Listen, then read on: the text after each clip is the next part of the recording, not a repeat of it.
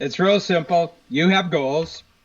And a goal, Nick, is a picture of yourself in the future where you're more capable, you're getting better results, you're happier. Okay, that's what a goal is. People say, what are goals? I say the goal is you in the future, and you're better than you are now.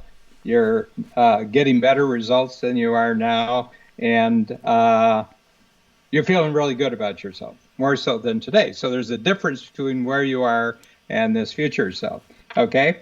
Really excited, intellectually engaged, got your brain focused on it, emotions really committed to it, and then you hit a wall because you don't have the house to get there.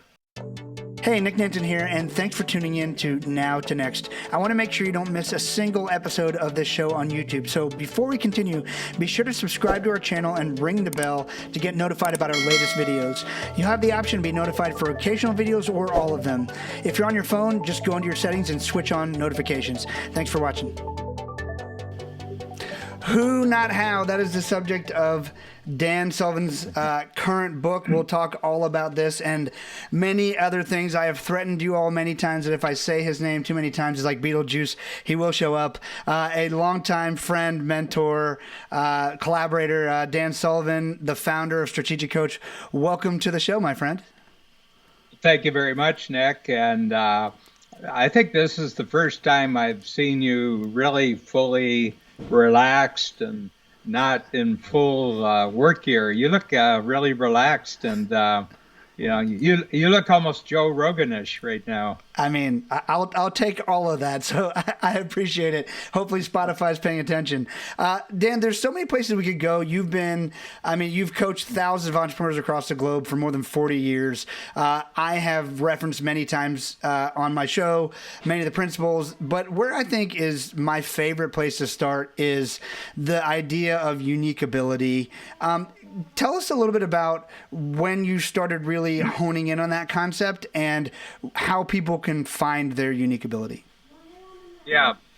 Well, I guess all entrepreneurs have a certain amount of trust in their that they have an ability that if they could get out into the marketplace, it would be worth the risks to go out and not have any guarantees of income and not any guarantees. I know your history. I know when you were a student and what you were doing when you were a student, and long before that, when you were 14, 15, 16 years old, what you were doing.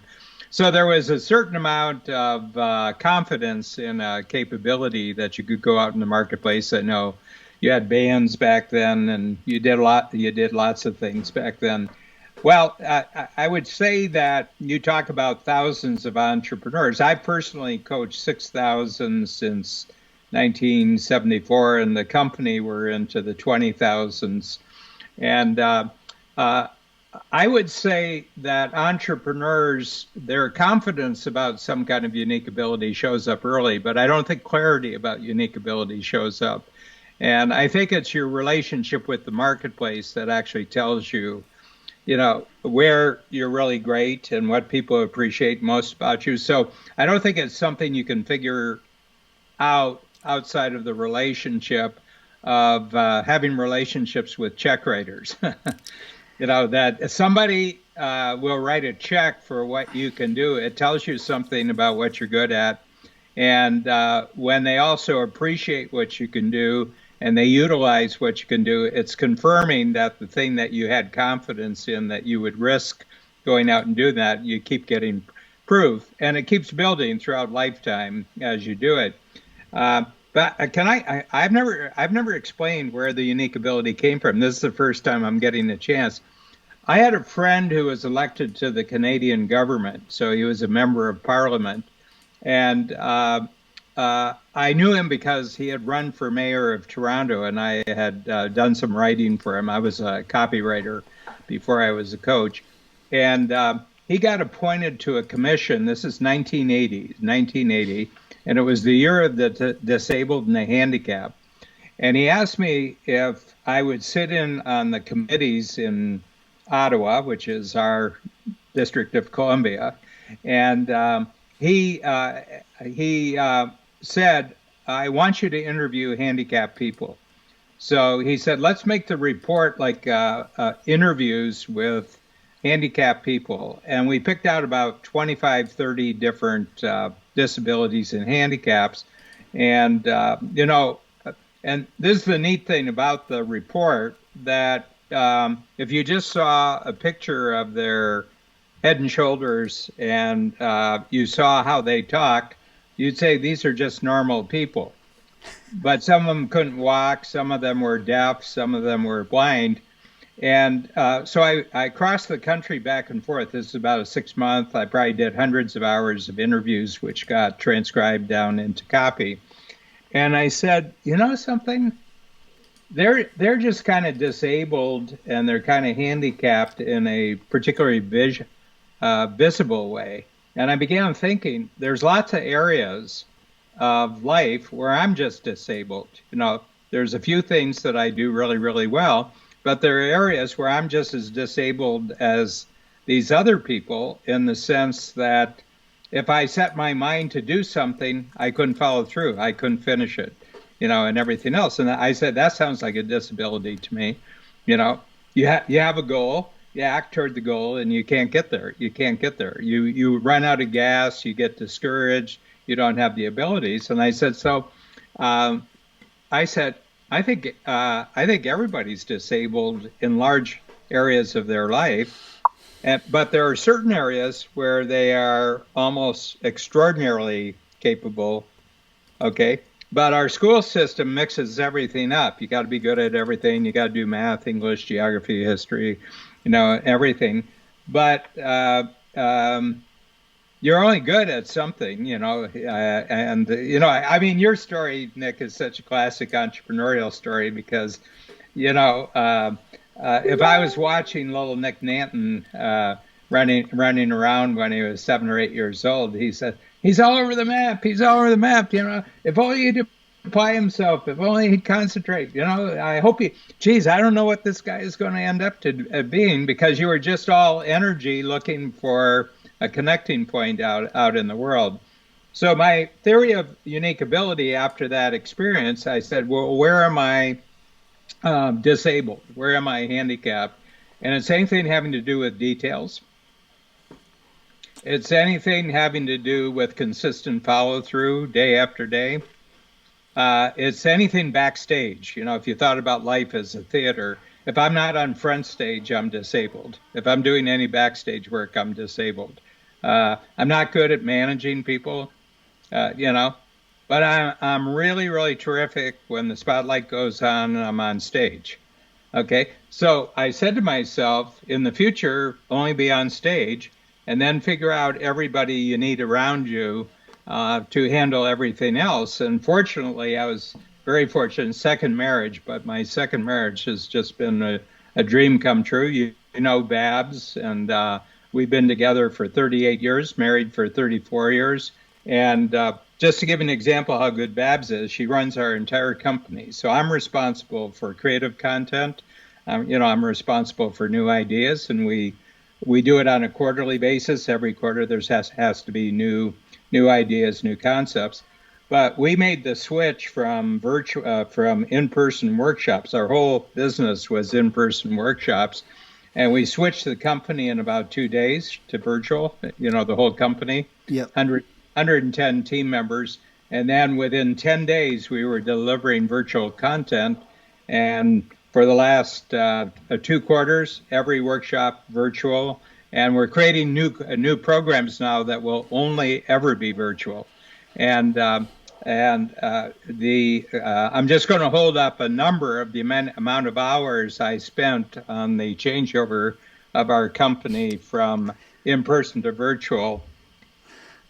This is how many hours I spent on it. Wow. One quarter I was doing workshops in person. The next quarter I was doing workshops in virtual. But I had nothing to do with the transition.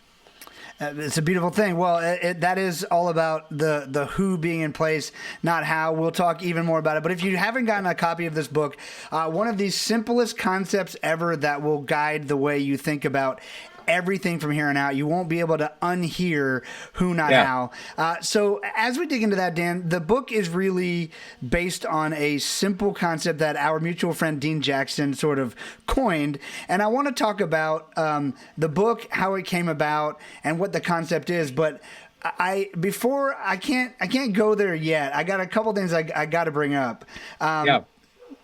Number one is the fact that you said at the very beginning of the pandemic, the quarantine, I was on a very early call with you when we were all trying not to panic, but we all knew that we didn't know what was next. And your advice was the best advice I got from anyone during the pandemic, which is not shocking to me, but I'll share it with other people, is the fact that the best thing that I could do, the best thing any of us could do, you share it with all of us, is to just be the most useful person to everyone around you, all of your clients, all your prospects. Forget about money and just try to serve them well.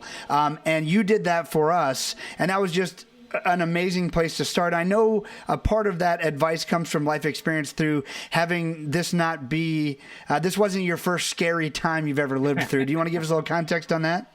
Yeah, I mean, my life is, one of the things, I've had a lot of injuries in my life, a lot of orthopedic injuries. So I've been in I've been in general surgery 10 times, and I've been divorced. I've been bankrupt twice. I've gone through 7 downturns in the general economy. And so, I was born in 1944, just before D-Day. This is the big world event. And, they're family farm. I grew up on a farm. The farm failed.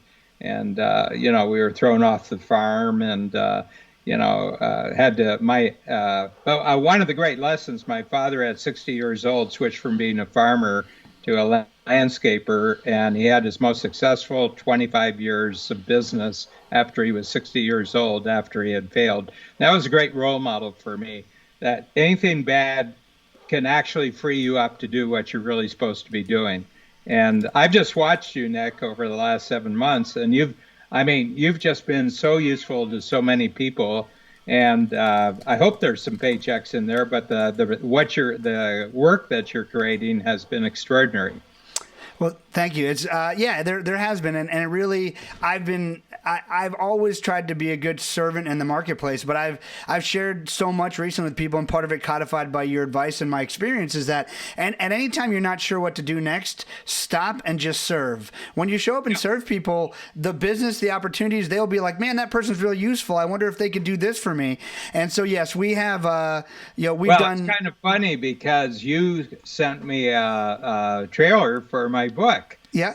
And I said, Nick Nanton, you sent it to Eleonora, and Eleonora said, you got to see what Nick's done. I went on, here was a perfect 2-minute trailer for the book, about 2 weeks before release date. And he said, I hope you like it. I hope you like it.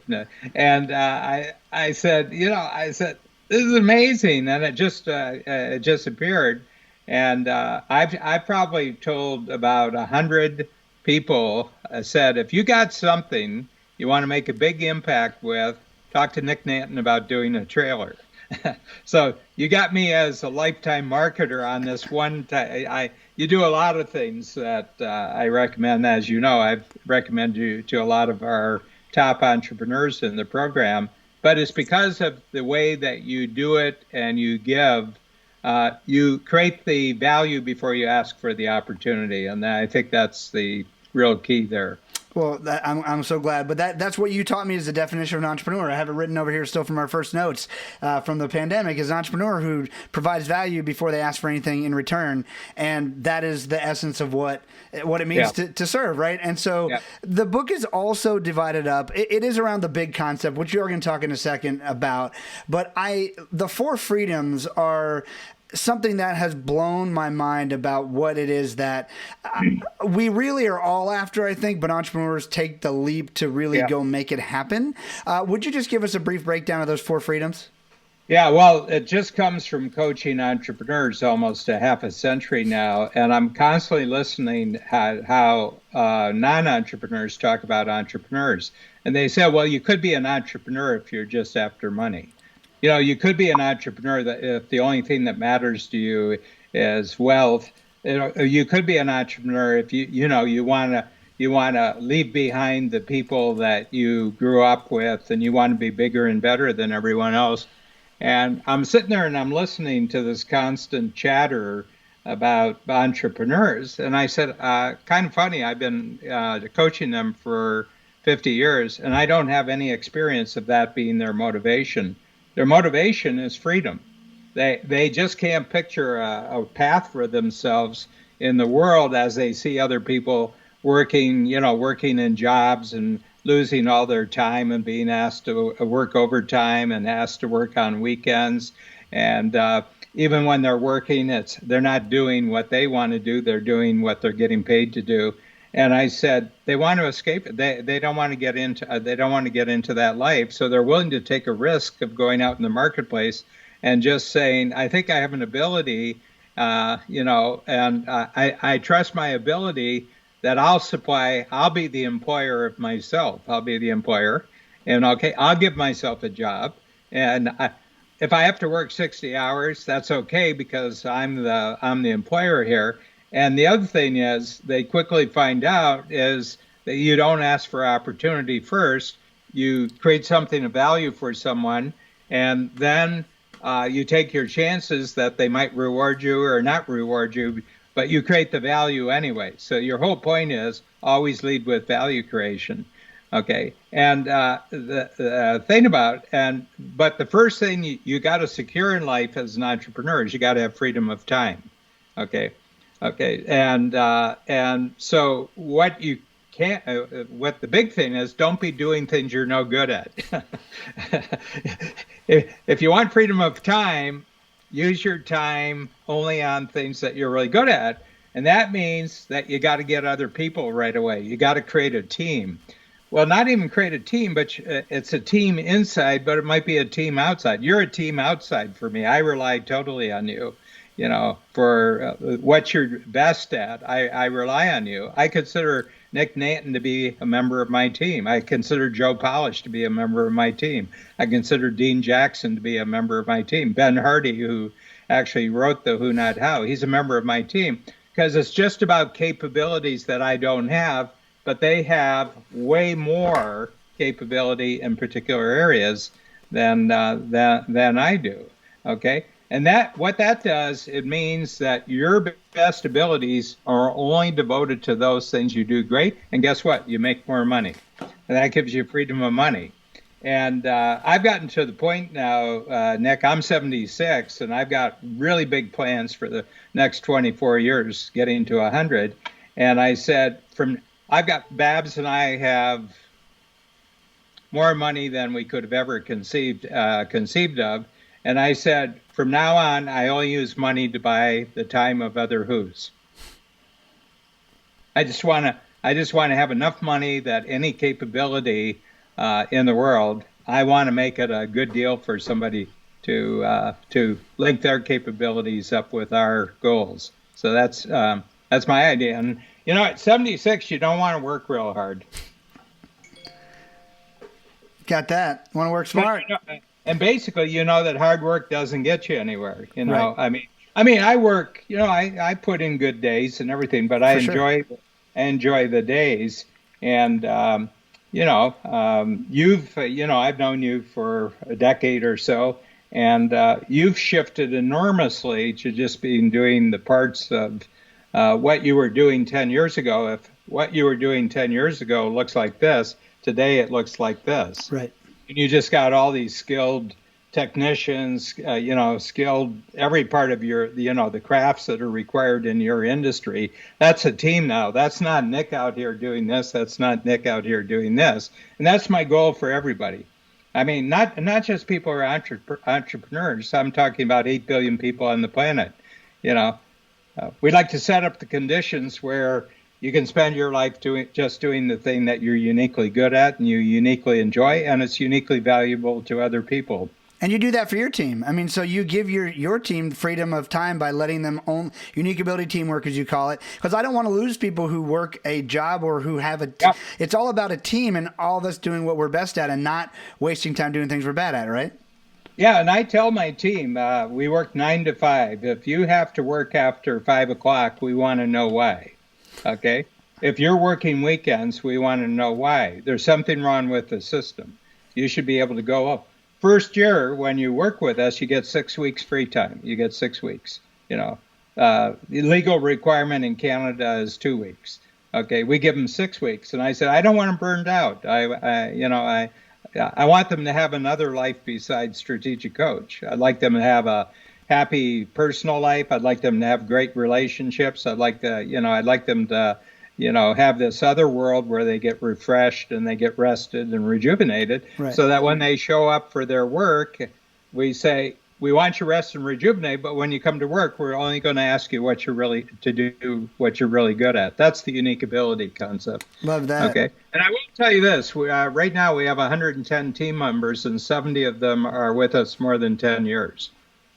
Yeah, and you have some that have been there forever. 30, going on 30 right now. We have 25 that are more than 20 years, and we have I think we have about 5 that are more than 25, and 2 will be 30 next year, 30 years. And they said, where would I work where I can just do what I love doing?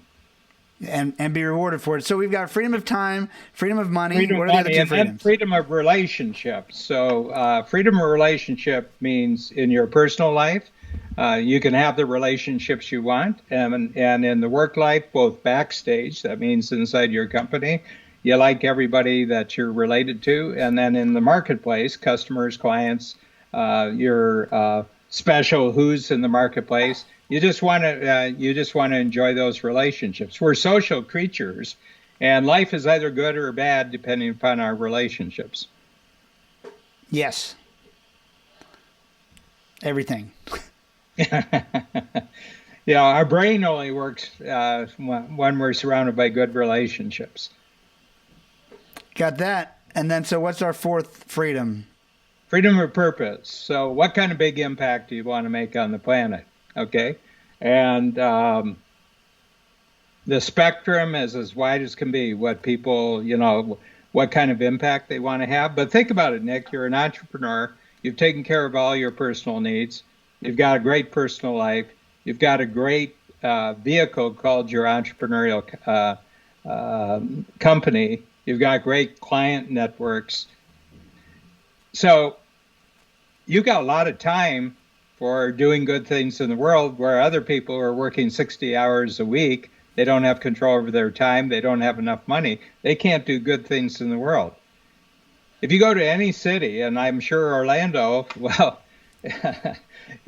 Orlando is a really, really good example of that. And you look at all the public institutions, the parks and everything like that, 80% it was created by entrepreneurs. Universities created by entrepreneurs. Hospitals funded by entrepreneurs. New medical programs, new medical breakthroughs funded by entrepreneurs. Concerts, music halls, orchestras funded by entrepreneurs. Yeah, creating lots of value because they have those freedoms.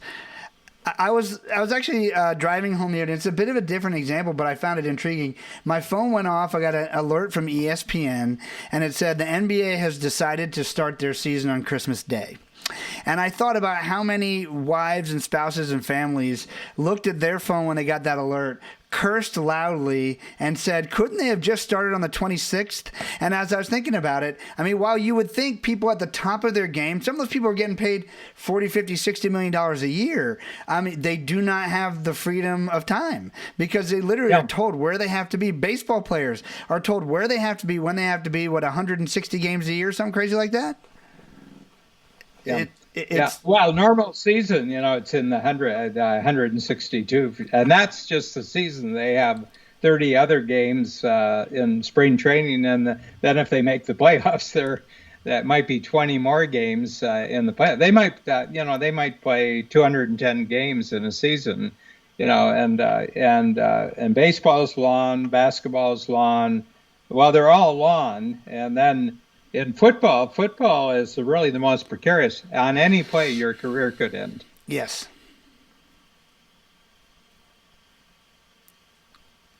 And you can't replace it. I mean, That's it. Yeah, and you've been on a track since you were spotted at 6 years old, and they give you this special track, and they make you into a very, very important person. And at 35, when you blow out your knee, bye bye. Yeah, that's absolutely brutal. And so many people spend their entire life learning that skill that unfortunately doesn't translate to anything else. Now, Yep. the tenacity does, the hard work, there are plenty of things. And we've seen some amazing athletes like Magic Johnson become an incredible entrepreneur, Yep. even Shaquille O'Neal, but it's not something that comes along with the game. It's something you Well, have to here's develop on the the side. thing. Can I tell you something? What's that? There's there's like a mountain of talent, okay? Yeah. But the spotlight is only at the top of the mountain. And they say, look at this person. He started off poor, and through hard work, he got to the top of the mountain. But the truth is, when you have a mountain, there has to be something at the top. You got a mountain? Yeah. Anytime you got a mountain, there has to be something at the top. And this person just happens to be at top. You won't learn a single lesson from this person because there had to be a top of the mountain, and he was top of the mountain. For some reason, 50% of it luck. I believe life is 50% luck. And that you weren't born in a place where your luck would have done you any good. You were born not in the United States. You were born someplace else. And based on the political conditions, the economic conditions, probably not a good future for you and you and your family. I was born at a great time in the United States in northern Ohio. I was born in the smallest generation that the United States had, the first generation that was smaller than the generation behind. I was born in 1944, and because of the Depression and the Second World War, there weren't many babies. So if you were a baby born when I was baby, it was just all abundance for the rest of your life. When you got to the school, there were more facilities for you, special teachings, great teachers, a lot of attention. I get out of school, go in, get a job, more jobs than there were people to apply for them. My whole life for 76 years just been straight abundance, very healthy, good brain, great parents, great childhood, very happy childhood. I've had my ups and downs, but mostly through my own fault. Most of the bad things that happened to me, I was, I had a real hand in designing them. But, and I said, I was just really lucky. I'm the right kind of person for this right time, and everything. I said, that's luck. But I will tell you, I've developed the skill over the course of my lifetime of taking advantage of my luck. That is a great skill to have. Because I know people who are just profoundly lucky who didn't develop the skill to take advantage of their luck. Totally follow that. Who Not How, the concept, tell us about, again, grab the book, anybody who doesn't have it, it's great. Yeah. It's real simple. You have goals, and a goal, Nick, is a picture of yourself in the future where you're more capable, you're getting better results, you're happier. Okay, that's what a goal is. People say, what are goals? I said, the goal is you in the future, and you're better than you are now. You're getting better results than you are now, and you're feeling really good about yourself, more so than today. So there's a difference between where you are and this future self. Okay? Really excited, intellectually engaged. Got your brain focused on it, emotions really committed to it, and then you hit a wall because you don't have the house to get there. I know that because if you had the house to get there, you'd be there. You'd be there. So the worst question you can ask in your life when you have a big goal is, how do I do this? And you say, now, who can do this for me? Yeah. Who can do this for me? Yeah. And the entire school system from junior kindergarten to advanced graduate school is about you doing everything on your own. Yep. In the school system, if you get help, it's called cheating. Yep. You're not allowed to Test. collaborate, right? Yeah, yeah. Somebody else did your homework, cheating. Someone else did your test for you, cheating. All the emphasis is on the how, because what they're preparing you for is a really fierce competition when you get out of school with everybody else. Right. Okay. Okay. So they don't tell you, there's a hard way of doing it and there's an easy way of doing it. Have a goal and then look around at all your classmates. And I say, I bet I can talk this person into it. I bet I can talk this person. We'll all get reward. First of all, what I'm offering them is a lot more interesting than what they're doing right now. So first of all, there's going to be energy, there's going to be excitement and everything else. And we'll probably figure out along the way that there's some way that all of us can profit from this. Okay. And other people like hanging around you because you have really neat projects. You have really neat projects, you have really neat goals, and they all grow in skill when they're around you. And I have this is an interesting insight. I have a union negotiator on the management side. So he negotiated union contracts for 40 years. And he said, I've discovered something that after 40 years of seeing contracts of what's important to workers when they negotiate the contract, money is number 6. There's 5 things more important than money. And I said, really? Yeah, what is it? And he said, they would like to have a hand in improving the factory. And the management said, absolutely not. Okay, can't do that. They would like to have a hand in making the work more sensible, that you got the right people doing the right things. Management says, no way. Number 3, no way. Number 4, no way. Number 5, no way. They said, okay, let's go for the money. Human beings do not do things for money. They need money. They want to make sure they have enough money, but it's not the primary motivation.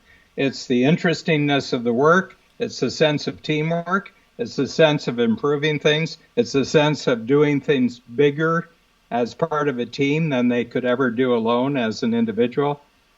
So you be the person that creates really, with your goals, create really interesting projects for other people.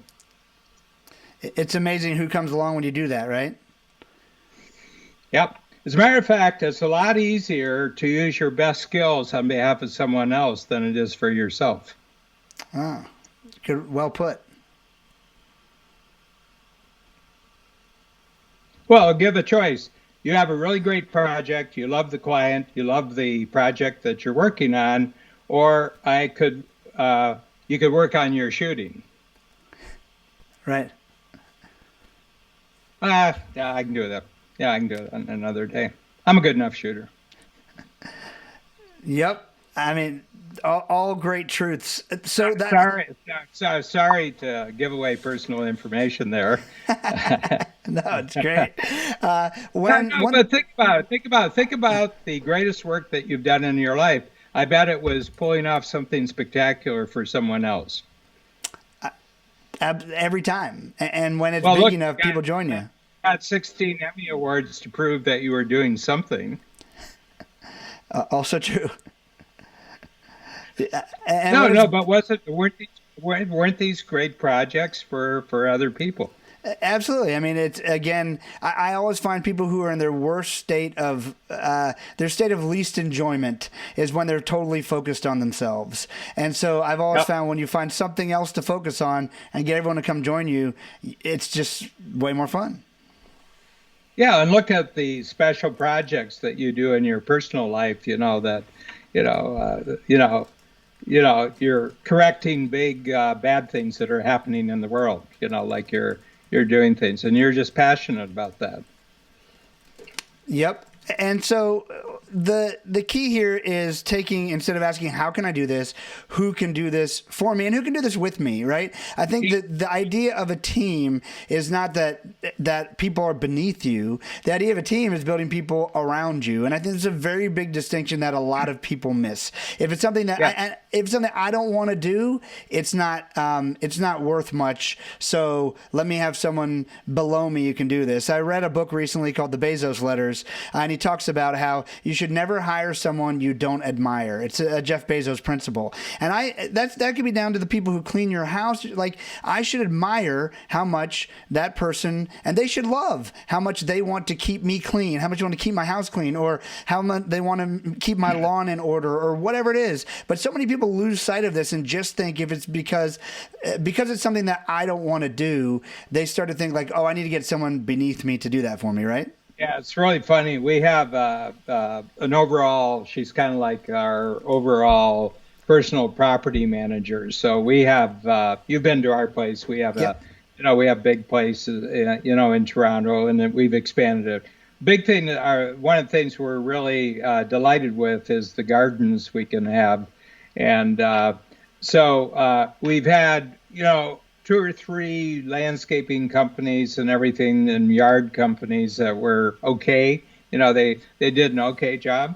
And so Dora, she's in her 60s. She was head flight attendant on European flights for an airline, and then she went into personal service, and so she ran her house, and then we hired someone to back her up to do the repetitive work so that she could do new work. And she's taken over our yards.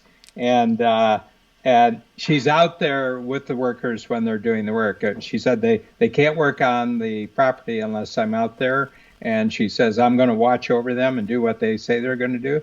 So she was talking to I was coming out of one of our houses, and she was talking, and she was really giving a lecture to someone.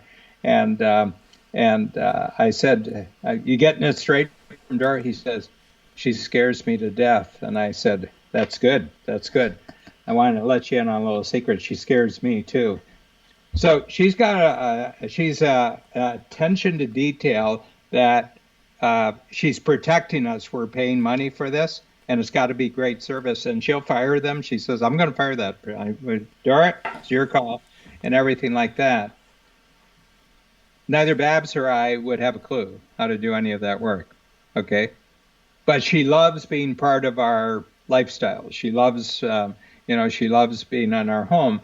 And this whole notion that people only want to do things for themselves and for money, it's a terrible belief system, because one is that it's never true, but secondly, it really makes life unpleasant.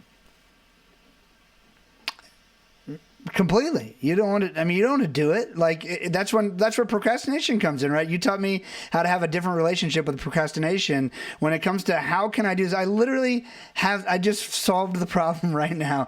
I'm still learning. I'm a slow learner, as you know. That I have an email in my inbox that I got written a few days ago. That is, every time I look at it, it makes my stomach a little sick, because I know what I have to do, and I have to go. Well, I know what I don't have to do now, but what I'm supposed to do here is think that I have to go through this entire email and figure it all out myself, when this is not my skill set. I really just need to forward it to someone else and say, hey, will you work this out for me and let me know the outcome, as opposed to I've been procrastinating for 3 days on it because I don't want to deal with it. Yeah. So the one thing that I do, somebody presents a workshop problem, or we've got a scheduling problem, and on a Friday night, I usually do it on a Friday night, and I'll send a note to people. Here's the problem. If we solve it, it looks like this and this and this and this. And and if we solve it, this is a really great result. If we don't solve it, it's a really bad result. And I'm just going to tell you what it is, but I'd like you to think this through and give me the solution on Tuesday. And they come back and they've thought about it. They've talked to a whole bunch of other people.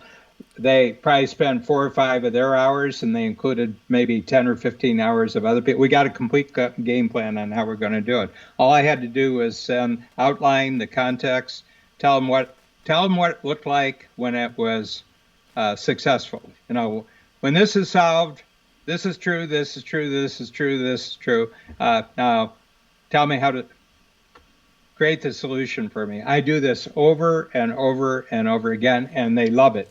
They love it. You've created a tool for that. It's called the impact filter. Tell us a little bit about how that tool works. Yeah, well, it's actually in the book. It's Ben Hardy, who's the writer of the book, because so that book is now, this afternoon it was number 36 on Amazon out of a million books on Amazon. It's number 36. And, probably next week we'll be back up into the top 10.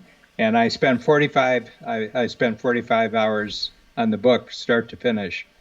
And Ben, I had a little book called Who Not How, and I gave it to Ben, and I said, create a market book for me, create a best-selling market book for me, and any help you need, I'm going to make it easy for you. All the money that's made from the book, it's your money. Yeah, that blew the publisher's mind, right? I mean, so by the way, you didn't write a word Well, of they this didn't even book. know how to write the contract. They said, "Well, how do we write the contract? Who's the author?" I said, "I am." And they said, "Well, where do the checks go?" To somebody else.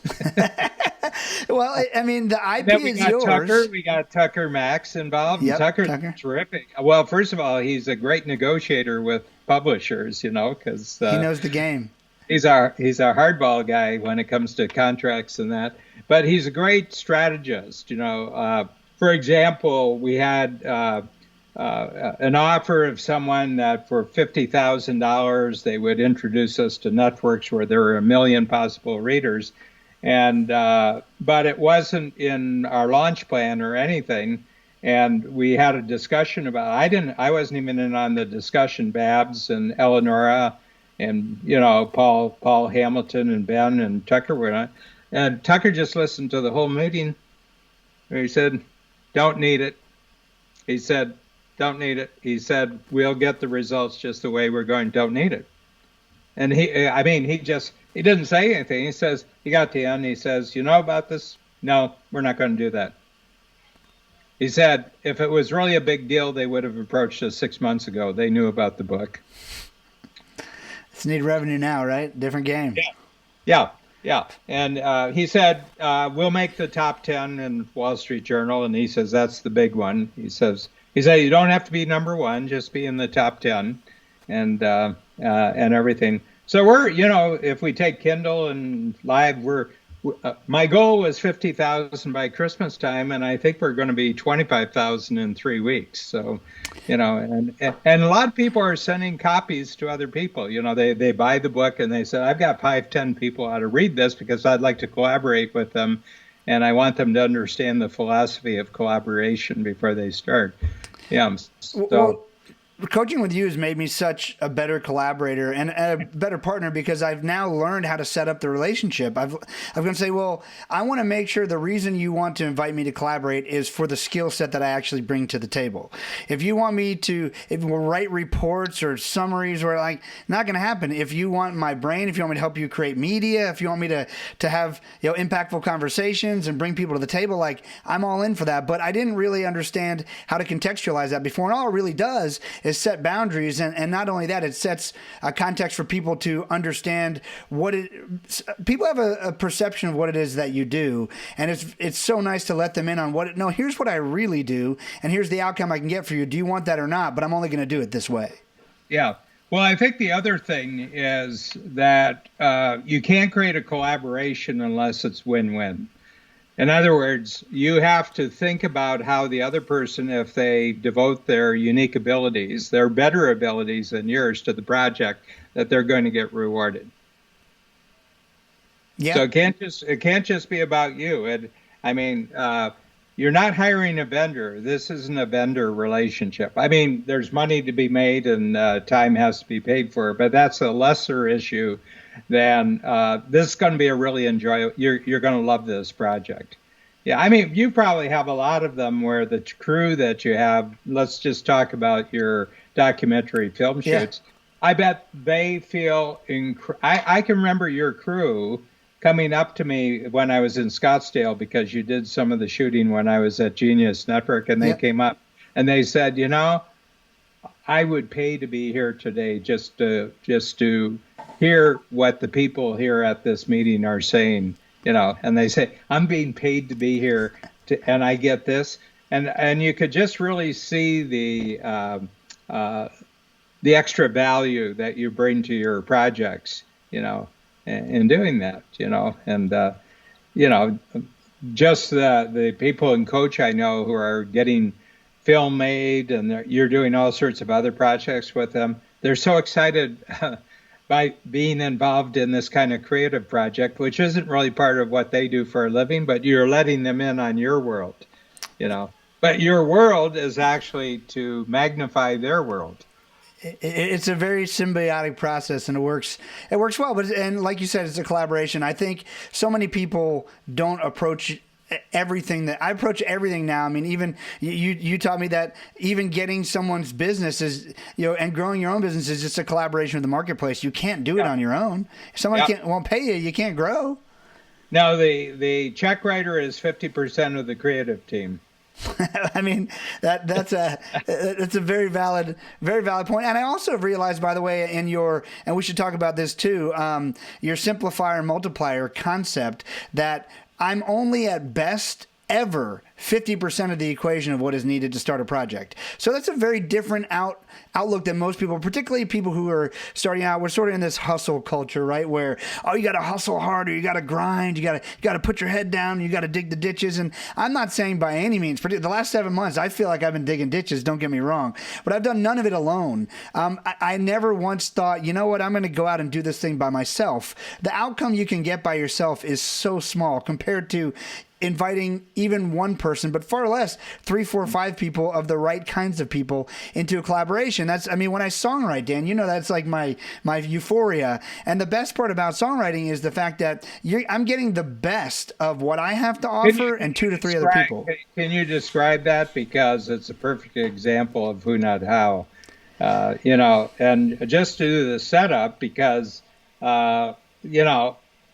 I think there's pure passion on your part. I mean, I think music and songwriting, and that is a pure passion on your part. But the way it's done when you go to Nashville is just extraordinary. And it's 2 days, is that right? I used to. Now I just write on Zoom. I write a few times a week because I don't have to go anywhere. It's amazing. Yeah.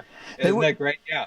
But just talk about the other team members and what the process is, because you essentially start with a blank on the morning of one day, and by that evening, you have top-notch talent singing the song with great music. That's what we try for, and the whole thing about it is, and this is a great lesson I've been teaching even in interviews. We all walk into the room with ideas. Like nobody wants to write with somebody who has 0 ideas, and so we walk in the room with ideas. But my best advice when I was given when I was first starting out is, hey, I know you might have been thinking about the song you want to write. Particularly if you don't write a lot, you might have an idea from like 6 months ago that you're like, oh, I can't wait when I go to write. I'm going to write this. But the advice was, hey, write the best song in the room that day. And the best song in the room that day is a complete collaboration. And sometimes it's a total, mashup of 2 different ideas. But I also now tell people when you're doing an interview, I used to make the mistake of having, well, first of all, I would just wing it because I'm not a preparer.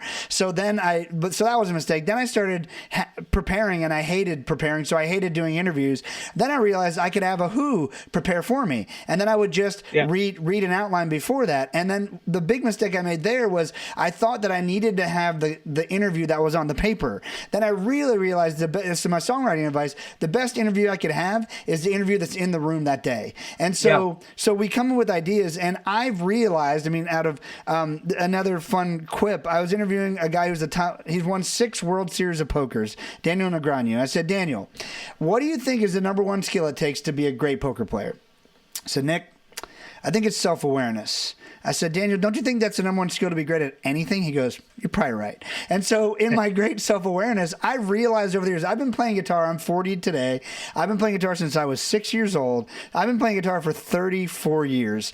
I can learn to play just about anything within reason. I realized a few years ago, I've been going to Nashville for 20 years, but I really pinpointed about 10 years ago when I stopped taking my guitar. I'm like, I am not a musical person. And that sounds funny. I write music, but there are certain people that just ooze music. And I don't know how to explain it other than when you meet them, you could hand them 37 instruments. You could hand them something, you could hand them a mouse, and they will make it sound amazing. And so I just stopped trying to compete with that. I would just invite people into the room that were incredibly musical. I would have ideas. I've had lyric ideas, melody ideas. So the great thing about songwriting is a complete collaboration. Our only goal for that day, you can get someone who's not a great person in once or twice, you just don't write with them again. They say rule number one to be a great writer is to be a great hang. If you're not a great hang, you're not invited back. But so I'm going to bring an idea, and we're just going to shoot it around. We typically have 2 writes a day, 11 and 4-ish, and our only goal is to finish a song within that 2 to 3 hour window. So let's collaborate. And so how do we lean on each other to make sure we didn't waste this morning or this afternoon? That's how it works. Yeah, well, the thing is that if you're giving yourself 3 days, you probably couldn't write it, but 3 hours you can write it. Yeah, because nobody can get in the way of the result when you only have 3 hours. Yeah, a lot you can get in the way a lot over 3 days, depending on the. Babs and I have invested in a Broadway play, musical, and it's on Lloyd Price, one of the first people in the Rock and Roll Hall of Fame in Cleveland.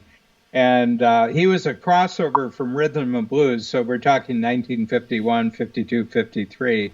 And he's still alive. He's 87. And Jeff Madoff, who you know, Jeff. And so Jeff is his life has been video. So he did all of Ralph Lauren's new season styles, this clothing Victoria's style. Secret, bunch of Victoria's Secret, and he teaches at university. He teaches creative careers. It's basically his career. How do you have a career that's based on creating things? And so he teaches at the New School in New York, and he did a documentary on Lloyd Price, and he was so blown away by this man. And first of all, he's he was in rock and roll, and he's in his 80s. That's a feat. That is, yes. Yeah, and he's an active entrepreneur. He has food company, basically New Orleans type food. That he's born in New Orleans, and what was really interesting is so what they do is. They put a script together, then they have a reading script, and they get actors in to do the reading script. And then you have a thing which is called the workshops. And under union rules in New York, you have 72 hours to get into workshops. And you can't have the public there. You can have journalists there. You can have investors there, but you can't have the public. So we were investors, so we got to go. And they brought we met the cast. The cast came in, and the choreographer, and I said, so how long have the musicians been working? You're going to have. They had 6 musicians in, so not an orchestra, but they enough to do justice to the score. And of course, it's all original stuff. It's Lloyd Price's own songs, so it's not new music. It's well-established music. And so he said, well, the musicians will be here in about half hour. And I said, so how long they've been rehearsing? He says, first time they're seeing the music today. And I said, isn't this the workshop? He says, yeah, they sit down and they play the music from the score. And I said, how do they do that? He says, it's what they do. Seeing a master like that. It's probably what you see in Nashville. Well, when you so in Nashville, they chart songs into numbers, and so you can change the key at any second in time, from G to C minor. It doesn't matter. And it just goes. And I just made that up. C minor, not a fun key. But anyway, so you just you go in numbers, and they'll change on the fly. And literally, when I record in Nashville, they'll hear what's called a work tape. It sounds like typically you do it on an iPhone. It sounds terrible, but they'll play on the work tape, and the band will sit there in the room. They go, okay. So they hear it one time through. Every now and then, someone will say, hey, can I hear that one part again? They have a sheet full of numbers. They walk into the studio, and the drummer goes, 1, 2, 3, 4, and they play the whole song. And then they typically go, hey, I think I messed up on the 13th bar. Put me in between here and there. Everyone else is quiet, and they go, dun dun. Okay, I got my part. Who else needs theirs? And it's just they speak in instrumentation. It is absolutely mind blowing. So yeah, Dan, we got to bring up, and people need to read the book and hear about it. I just want to say something. When you've had a great Nashville day, Yeah. whether you were there or you're there by Zoom. What's that feel like to you? Yeah, because a lot of your work, you're the guy in charge. You're the, a lot of your work, you're the producer, you're the overall director. But when you get that, that day or 2 days or whatever it is, what's that do for you, Nick, to be part of that where every skill in the room is as good as mine or above mine? What's that do for you? And you put something together, and everybody's skills were melded into a single thing. In other words, they're all individuals. They're all great in their own life. They all have personal lives. But for this, 12 hours or whatever it is, whoomp, we put everything together and we created something brand new. What's that feel like? And it's invigorating. I imagine it is a very similar feeling even when I make a documentary, because there's so many people who are excellent at what they do that I couldn't do their skills, and you feel like you've conquered the world. I mean, I imagine it's what it feels like to be on a World Series championship team or a NBA championship team.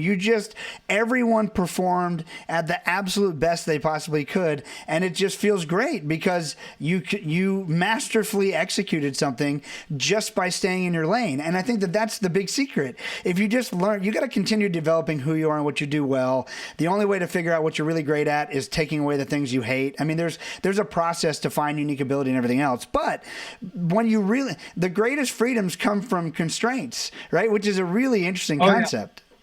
Yeah. I mean, no one ever talks about it that way, but if you don't let go of pretty good things, you can never have something great. And the further I delve into my unique ability, which is, I've worked on a lot with you, is it's similar to yours. It's having impactful conversations that lead to produced outcomes. That is all that I do all day long, every day. And every time I get sucked into an email where someone wants a list of these things, or I either have to remember to drive it back to a conversation or to flip it to somebody else who I admire how they love the detail of all these things. We have about a minute to wrap here, Dan, but who not how? Well, first of all, this is live, right? Yes, it is. It's live. Yep. So we got a special deal because of a special problem.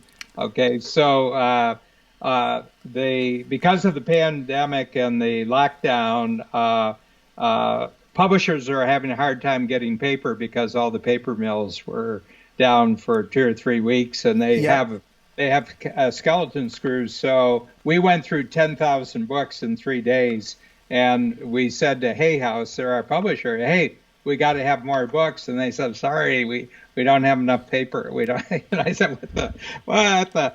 Yeah. I mean, what? And so Tucker was really smart. He says, okay, because they set prices. The publisher sets prices, and then he said, now until for November 1st, Kindles are 99 cents for this book. Well, you must get it that way. And we had like 12,000 one day. We had 12,000 downloads, and this is on until Sunday. Okay. We're talking on a Friday, and we had people. We had one person today on Joe's thing who ordered 200 copies on Kindles, $200. $200, because you can. On Kindle, you can say, who do you want to send this to? And you can send up to 999 people. So here's my tip. This is really great. I mean, if you have to pay full price, it's going to be your great purchase for the next 12 months, no matter what you pay for it. Right. But you're going to think about people that you want to collaborate with. And the way that I would start the collaboration is send them the book and then discuss the book. Brilliant plan. It tells you how to be as a collaborator and how to know if somebody else is a collaborator. And that's just, if you can't figure out, even if you're a collaborator, if the person on the other side has different motives and is more interested in taking money from you or whatever than collaborating, you'll actually read this book and you'll realize why all the things in your life that didn't work before, whether it's in business or in life. You could look at an ex-marriage about this, relationships, a team that failed. You can literally pin this on just about everything. And then they'll also find out, Dan, the ultimate who not how collaboration. You did not write a word of the book. I did not write I am proud to say I did not write a a word of this book. So, that says all I need to hear right there. Your IP, Ben did a great job. He's the Who, and you can check out the book. Get it. I listened to it on Kindle. I loved it too. I also there are audio interviews. Or sorry, on Audible. There's audio interviews with you and Ben in between Ben too. does the complete reading of the book, and then at the about 8 times during the reading, he stops and he says, "I'm just going to interview Dan on." Something we just spotlighted in this chapter, and we go on. And I'm a freeform guy. I'm like you. Everything's freeform, The whole notion that I would read word for word faithfully a whole book, can I play with razor blades? I mean... Permission granted to read what you want out of a book. I think most people never got that permission in grade school. So, Dan, always great to be with you. Thank you so much for joining me here on Now to Next, and we'll see you next time. Thanks again. Yeah, before, make sure you set your clock back on Saturday night. Okay, I'm on it. I'll find a Who for that. Thanks. Take care. Okay, great. Okay, bye. Thanks, Nick. Hey, Nick Nanton here, and thanks for tuning in to Now to Next. I want to make sure you don't miss a single episode of this show on YouTube, so be sure to subscribe to our channel and ring the bell to get notified about our latest videos. You'll have the option to be notified for occasional videos or all of them. If you're on your phone, just go into your settings and switch on notifications. Thanks for watching.